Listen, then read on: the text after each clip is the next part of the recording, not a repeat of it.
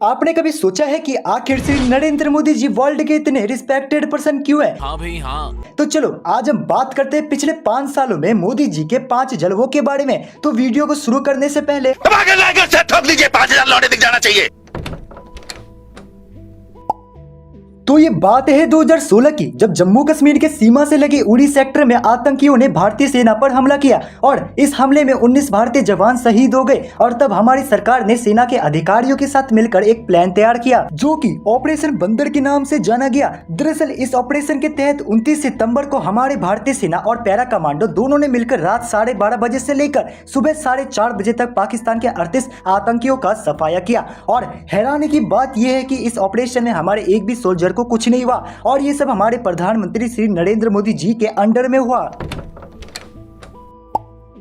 दरअसल ये बात है 2015 की, जब यमन का माहौल युद्ध से भरा था और चारों तरफ सिर्फ विद्रोह ही हो रहा था, जिसमें रहने वाले कई मासूम लोग इस विद्रोह के चपेट में भी आ गए थे, जिसमें से कई भारतीय भी थे। और जब ये बात भारत तक पहुंची तब भारत के पीएम श्री नरेंद्र मोदी ने ऑपरेशन राहत का निर्माण किया, जिसमें यमन में फंसे भारतीय और अन्य सिटीजन को भारतीय विमान द्वारा वापस लाया गया। और इन यात्रियों की संख्या करीब 6,000 की थी, जिसमें से 4,000 भारतीय ही थे।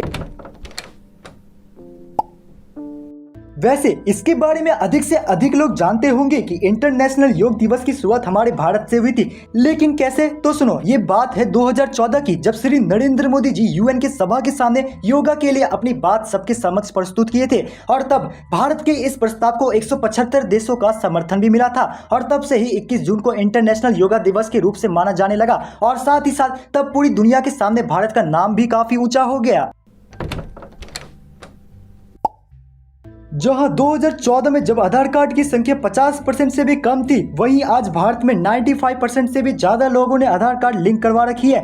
पर यहां सिर्फ आधार कार्ड की नहीं, बल्कि उन छोटे छोटे तकलीफों की बात कर रहे हैं जिसको भारत के प्रधानमंत्री ने जनता के लिए समाप्त कर दिया था। और उसी में से एक है इलेक्ट्रिसिटी। पहले के समय में ग्रामीण क्षेत्रों में इलेक्ट्रिसिटी ना के बराबर होता था, पर आज के समय में 90% ग्रामीण क्षेत्रों में इलेक्ट्रिसिटी मौजूद है। आज जो रूस और यूक्रेन का युद्ध चल रहा है, उसमें दोनों ही देशों में काफी हानि हुई है, पर इन दोनों देशों के युद्ध के बीच भारत पूरी दुनिया की नजर में आ रहा है। दरअसल भारत इस साल कई मिसाइल्स के परीक्षण और वेपन को लॉन्च कर रहा है, जिसमें से कई विमान तो ऐसे हैं जिन्होंने विश्व में इतिहास रच दिया है। और श्री नरेंद्र मोदी जी ने इस बार कई देशों के सम्मेलन में भारत का नाम ऊंचा किया है। दोस्तों, इससे तो आप समझ गए होंगे कि भारत के पीएम पूरी दुनिया में रिस्पेक्टेड क्यों है। और अगर आपको ये वीडियो पसंद आई तो लाइक, शेयर एंड सब्सक्राइब और कमेंट में अगली वीडियो की डिमांड जरूर करना।